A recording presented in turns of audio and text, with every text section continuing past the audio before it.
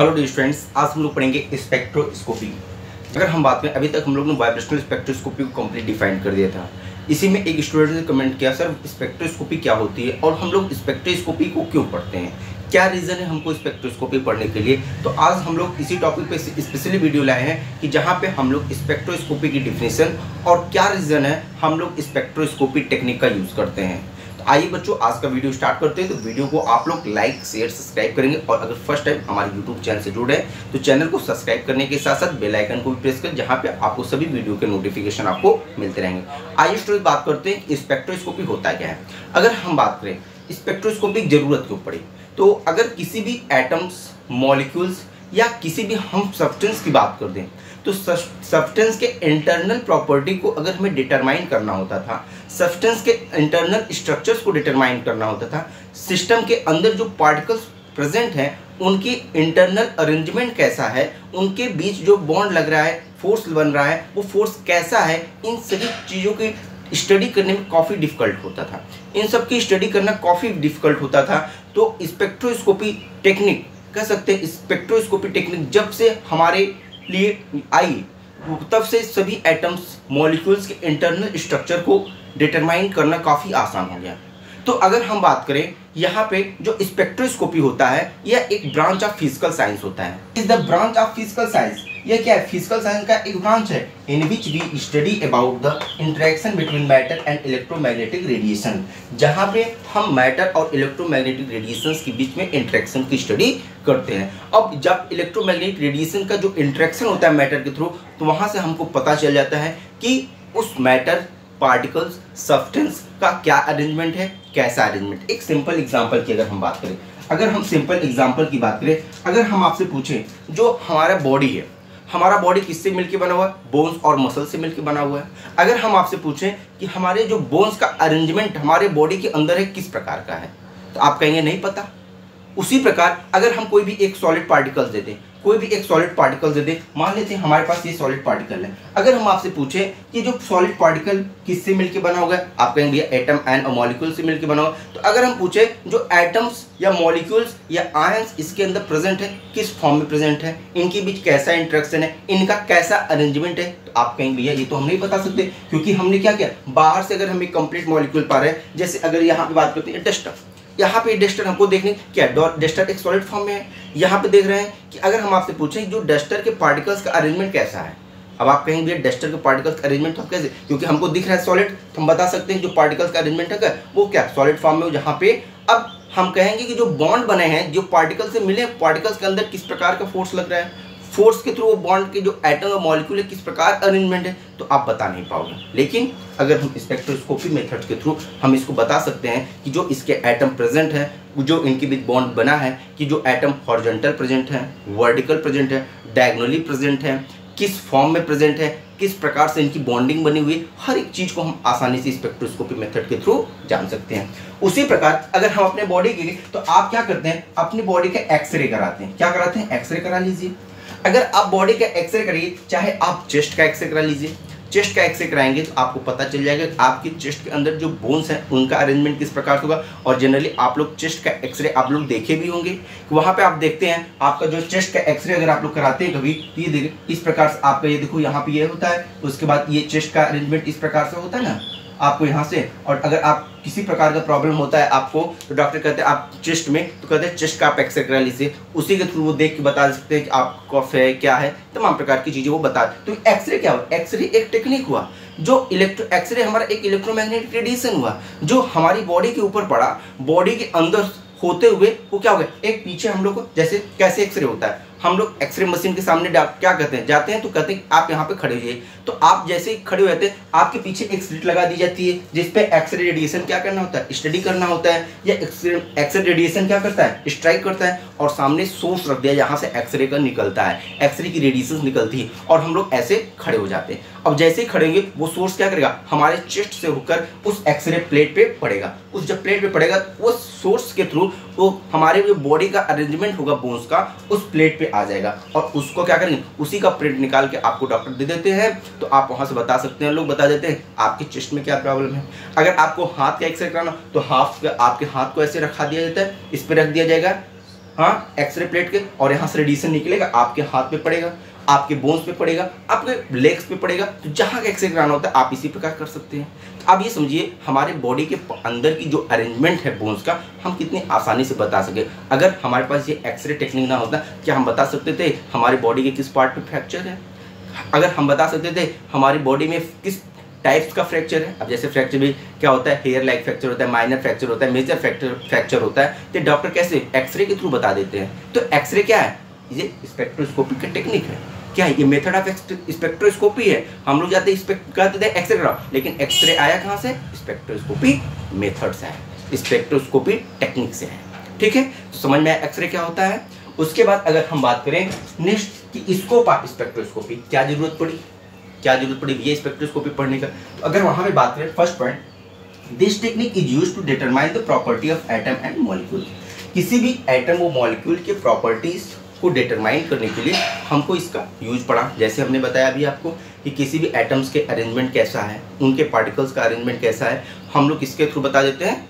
X ray या spectroscopy method. It is fast technique from which the external structure of atom molecule can be determined। अब बताइए, ये तो fast technique है जिसके थ्रू हम क्या कर सकते हैं? आसानी से बता लेंगे।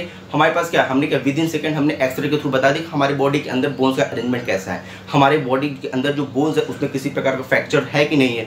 तो ये क्या है? ये जनरली हम लोग देखते हैं। तो ये क्या है? इट इज फास्ट टेक्निक, हम विद इन सेकंड बता सकते हैं। अगर हम किसी भी सब्सटेंस के ऊपर उसका एनालिसिस करते हैं तो उस सब्सटेंस का क्या करा दें? उस मैग्नेटिक रेडिएशन से उसको पास करा देते हैं, और इलेक्ट्रोमैग्नेटिक रेडिएशन से पास करा देते हैं, देन हमको उसका क्या होता है? पार्टिकल्स का अरेंजमेंट मिल जाता है कि पार्टिकल्स का अरेंजमेंट कैसा है। नेक्स्ट अगर हम बात करें, small amount of sample is sufficient to study the structure of atom and molecules.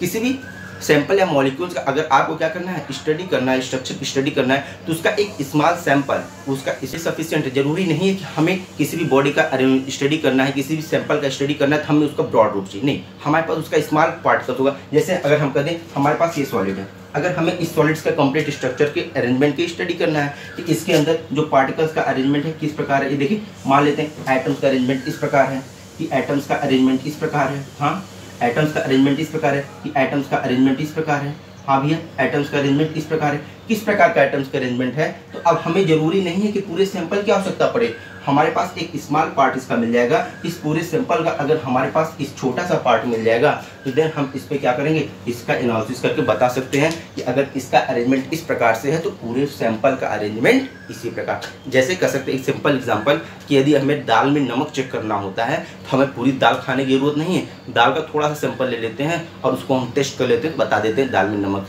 कितनी है, ज़्यादा है या कम है। सब्जी में नमक चेक करना होता है तो ऐसा थोड़ी पूरी सब्जी खा लेंगे तब बताएंगे ये नमक कैसे, नहीं, थोड़ा सा सब्जी का ले लेंगे, उसको हम टेस्ट करके हम बता देंगे कि सब्जी में नमक कैसा है, मसाला कैसा, तमाम प्रकार की चीज़ें।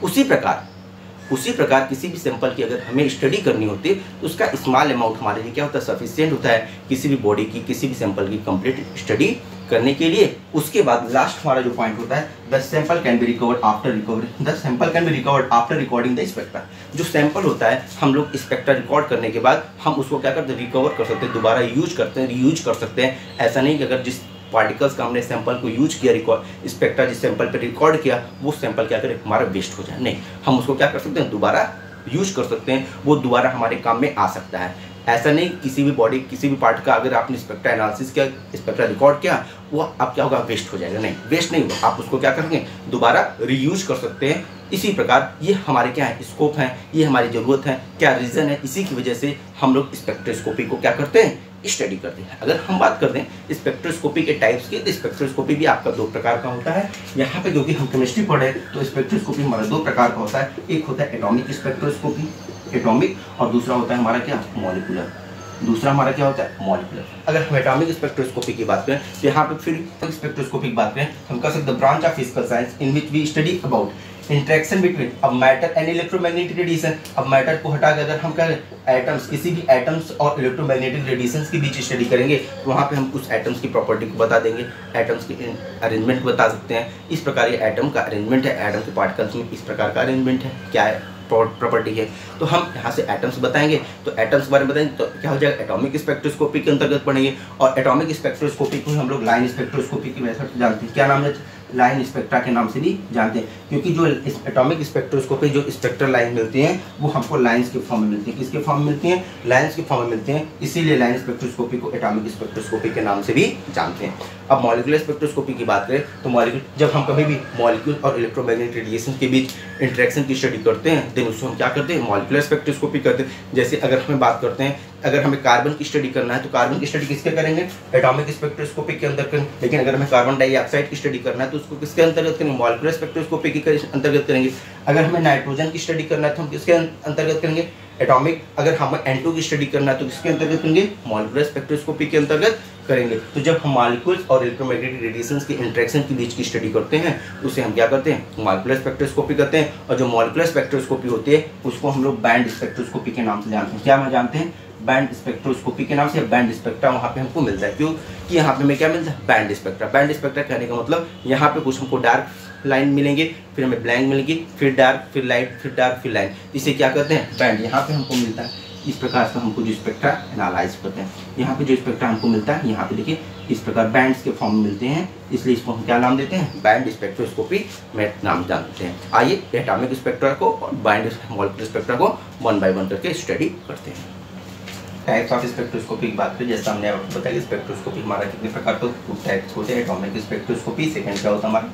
Molecular spectroscopy. एटॉमिक स्पेक्ट्रोस्कोपी क्या होता है? जब हम लोग एटम्स और इलेक्ट्रोमैग्नेटिक रेडिएशंस के बीच इंटरेक्शन की स्टडी करते हैं उसे हम क्या करते हैं? एटॉमिक स्पेक्ट्रोस्कोपी करते हैं। जैसे अगर हम हाइड्रोजन की बात करते हैं, कार्बन की बात करते हैं, लिथियम की बात करते हैं, सोडियम की बात करते हैं, मैग्नीशियम की बात करते हैं, ये सब हमारे क्या है? एलिमेंट्स हैं। ये सब हमारे क्या है? एटम। जब किसी भी पर्टिकुलर एक सिंगल एलिमेंट की हम लोग स्टडी करते हैं किसके? इलेक्ट्रोमैग्नेटिक रेडिएशन के थ्रू, देन उसको हम क्या करते हैं? एटॉमिक स्पेक्ट्रोस्कोपी करते हैं। और जो एटॉमिक स्पेक्ट्रोस्कोपी में अगर हम बात करें तो जब हम इन एलिमेंट्स की स्टडी करते हैं तो देन हमको लाइन मिलती हैं। क्या? हमको नंबर ऑफ लाइंस मिलते हैं, इसलिए इसको हम लोग क्या करते हैं? लाइन स्पेक्ट्रोस्कोपी के नाम से भी जानते हैं। तो आइए इसको हम लोग सेंटेंस के रूप में क्या पढ़ते हैं कि atomic when the interactions occur between electromagnetic radiation and atoms. जब कभी भी एटम और इलेक्ट्रोमैग्नेटिक रेडिएशंस के बीच जो इंटरेक्शन होगा उसकी जो स्टडी करते हैं हम क्या करते हैं? Atomic spectroscopy. देन ए स्पेक्ट्रा ऑब्टेन, हमें क्या मिलेगा? स्पेक्ट्रा ऑब्टेन होगा और नोन एज एटॉमिक स्पेक्ट्रा। उस स्पेक्ट्रा को हम लोग क्या नाम देंगे? एटॉमिक स्पेक्ट्रा नाम देंगे। And the spectroscopy is known as atomic spectroscopy.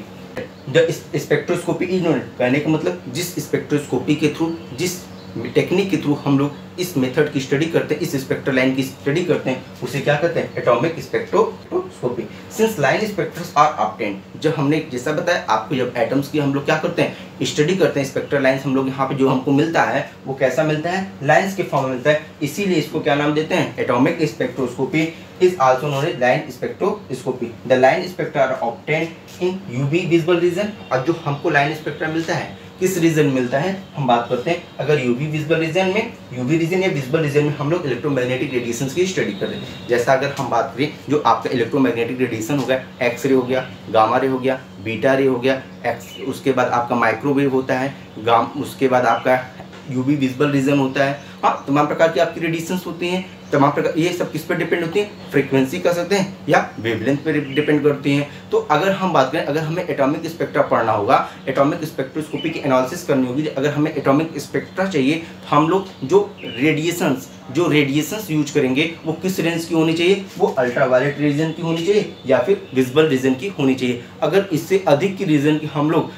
या इससे अधिक या इससे कम वेवलेंथ की या फ्रीक्वेंसी की हम लोग अल्ट्रा इलेक्ट्रोमैग्नेटिक रेडिएशन यूज करेंगे, देन हमें एटॉमिक स्पेक्ट्रा हमको मिलने वाला नहीं है। ठीक है, नेक्स्ट अगर हम बात करें, अगर यही टेक्निक हम लोग हाइड्रोजन एटम्स के ऊपर किया, जब हमने हाइड्रोजन एटम्स के ऊपर किया देन हमको एक स्पेक्ट्रल लाइन मिली। देखिए इस प्रकार की हमको स्पेक्ट्रल लाइन मिली। अब यहाँ पे बात करते हैं, जैसे जो हमारा स्पेक्ट्रल लाइन होती है n=0 से हमने स्टार्ट किया, ये कहाँ तक होती है? इनफाइनाइट नंबर ऑफ लाइन्स होती हैं। ये कहाँ होती है? Infinite number of lines. तो जब हमारा, अगर हम कर दें n1 n2 n3 n4, ये हमारे एनर्जी लेवल्स हैं, ये हमारे क्या है? एनर्जी लेवल्स हैं। तो जब हमारा इनफाइनाइट से रेडिएशंस जो आती हैं, अगर वो फर्स्ट एनर्जी लेवल पे क्या करते हैं? स्ट्राइक करते हैं, देन हम उसको क्या कहते हैं? लेमन सीरीज कहते हैं। अगर जो इनफाइनाइट से रेडिएशंस आती हैं, अगर वो बाल्मर रीजन पे अगर n=2 पे स्ट्राइक करती हैं, देन उसे हम क्या कहते हैं? बाल्मर कहते हैं। देन अगर n=3 पे अगर स्ट्राइक करते हैं, देन इसको हम क्या कहते हैं? Past time.